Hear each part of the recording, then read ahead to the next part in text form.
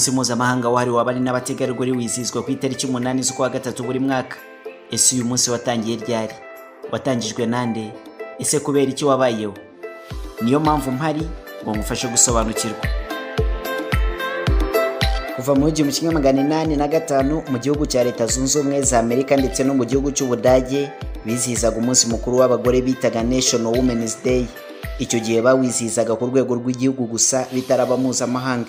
Bitewe n'amateka y'ibi bihugu byombi, iyo bizihizaga uyu munsi abagore bajyaga mu muhanda bitwaje ibyapa basaba ko bahabwa uburenganzira bungana n'ubuhabwa abagabo, kuko muri icyo gihe abagore bafatwaga nk'abagomba kwicara mu rugo bakarera abana nta kindi babasha gukora. Mu 1909 umuryango witwa Socialist Party of America wateguye umunsi mukuru w'abagore ku itariki 28 z'ukwa kabiri, wizihirizwa mu mujyi wa New York. Mu bitabiriye uyu munsi harimo abagore batatu baturutse mu gihugu cy'Ubudage barimo Clara Zetkin, Kate Danker hamwe na Paula Tiede. Aba bagore uko ari batatu bari bahagarariye umuryango urengera inyungu z'abagore mu Budage wari uyobowe na Clara Zetkin, ari nawe wajya guhana amakuru nabo muri Amerika ababwira aho bageze bashaka uburenganzira bw'abagore muri rusange. Mu mwaka w'1910 ubwo hari hateranye inama yitwa International Women's Conference yahuzaga abagore baturutse imihanda yose no mu bihugu binyuranye, bose baje kwiga ku iterambere ry'abagore, nibwo Clara Zetkin yafashe iya mbere asaba ko habaho umunsi ngarukamwaka wizihiza abari n'abategarugori. Igitekerezo cya Madamu Clara Zetkin cyaje kwakirwa neza maze gihera mu gihugu cy'Uburusiya ku itariki 8 z'ukwa gatatu 1917 batangira kwizihiza umunsi wahariwe abagore. Ibi byatangiye gukwirakwizwa mu bindi bihugu bitandukanye byo mu Burayi. Mu 1977 inama y'umuryango w'abibumbye izwi nka United Nations nibwo yemeje ku mugaragaro ko buri tariki ya 8 z'ukwa gatatu ari umunsi wahariwe abagore, ndetse kugomba gufatwa nk'umunsi udasanzwe kandi kugomba kuba mpuzamahanga. Inzira y'uyu munsi nubwo itari yoroshye, dore ko ibihugu bimwe na bimwe bitabonaga kimwe uyu munsi, by'umwihariko ibihugu byubakiye ku mahame ya Islamu. Gusa buhoro buhoro uyu munsi wagiye utera imbere ndetse unateza imbere igitsina gore. Umunsi ngarukamwaka wizihiza abari n'abategarugori ugenda ufite intego buri mwaka. Uyu mwaka wa 2022 intego yawe iragira iti uburinganire n'ubwuzuzanye mu mihindagurikire y'ibihe. Ibyatangiye ari igitekerezo cy'itsinda ry'abagore bashaka uburenganzira bwabo baturuka muri Amerika n'Ubudage bari bayobowe na Madamu Clara Zetkin, byagezweho ndetse binaba mpuzamahanga. Umugore ahabwa ijambo. Kugeza ubu abari n'abategarugori bageze kuri byinshi bikomeye babikesha kuba barahawe uburenganzira bungana n'ubw'abagabo. Kuri uyu munsi mu bihugu bitandukanye abagore bagira umwanya uhagije wo kugaragaza ibitekerezo byabo, bakabasha kwerekana aho babona uburenganzira bwabo butubahirizwa, bakishimira ibyo bagezweho ndetse bakanategura ejo habo hazaza.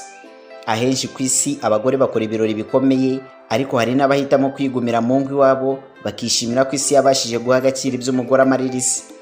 Mu 1909 mu kwezi kwa Gashyantare kuwa 28 muri Leta Zunze Ubumwe za Amerika bizihije uwo munsi ku rwego rw'igihugu, ubwo abari bagize igice cy'abasosiyaliste baharaniraga uburenganzira bujyanye n'imirimo umugore yakoraga niyo atemererwa gukora.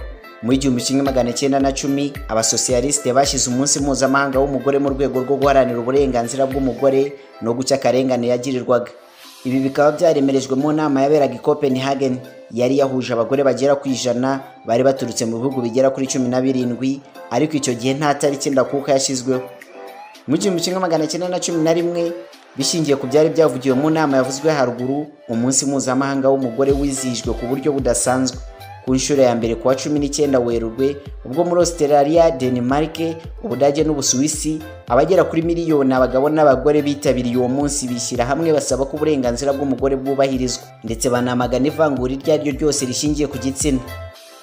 Mu mwaka w'1913 kugeza 1914 umunsi mpuzamahanga w'umugore wabaye nk'inzira yo kwamagana intambara ya mbere y'isi nk'ihuriro ry'amahoro, aho icyo gihe mu Burusiya bizihije uwo munsi mu mpera z'ukwezi kwa Gashyantare, ndetse no mu bihugu bimwe byo ku mugabane w'Uburayi baje kuyizihiza kuwa 8 Werurwe mu mwaka wakurikiyeho. Bityo abagore bishyira hamwe bamagana intambara, bashishikariza abantu kwishyira hamwe bagaharanira amahoro. Mu 1917 mu gihugu cy'Uburusiya inteko ishinga amategeko yatoye itegeko ryemerera umugore gutora. Kuva muri icyo gihe cyose umugore yakomeje kugaragaza uruhare rukomeye mu kubaka iterambere ndetse no guharanira amahoro ku isi. Kugeza n'ubu uyu munsi urizihizwa ku isi yose. Ejo bundi mu mwaka w'1995 inama mpuzamahanga yabereye i Beijing mu gihugu cy'Ubushinwa yemeje ko umugore ku bushake bwe afite uburenganzira bwo gukora politiki, guhembwa no gukora imirimo imufitiye inyungu no kuba mu muryango azira ihohoterwa n'ivangura. Kuri uyu munsi akenshi isi yose izirikana ibyiza byinshi abagore bagezeho n'akamaro kabo mu buzima bwa muntu hatitawe ku bwenegihugu, ubwoko, ururimi cyangwa amashyaka ya politiki babarizwamo. Ku bijyanye no kwizihiza uyu munsi mu Rwanda uyu mwaka, akarere ka Kayonza gafatanije n'umuryango Umuri Foundation washinzwe n'icyamamare muri ruhago Jimmy Mulisa katangiye icyumweru cyo kwizihiza umunsi mpuzamahanga w'umugore haterwa ibiti, kikaza gusozwa uyu munsi abagore barushanwa mu mikino y'umupira w'amaguru na rugubi. Leta y'u Rwanda yihaye insanganyamatsiko y'uko umunsi mpuzamahanga w'umugore muri uyu mwaka wa 2022 uri bujyane no gusobanura akamaro k'ubwuzuzanye n'uburinganire mu guhangana n'imihindagurikire y'ibihe. Muri Kayonza ubwo hatangizwaga icyumweru cyo kwizihiza uyu munsi, umuyobozi w'akarere ka Kayonza Bosco Nyemazi yabwiye abaturage ba Ndego gushyira imbaraga mu kurwanya ihohoterwa rishingiye ku gitsina, kurengera umwana, kugarura abana bataye ishuri no kubungabunga ibidukikije by'umwihariko.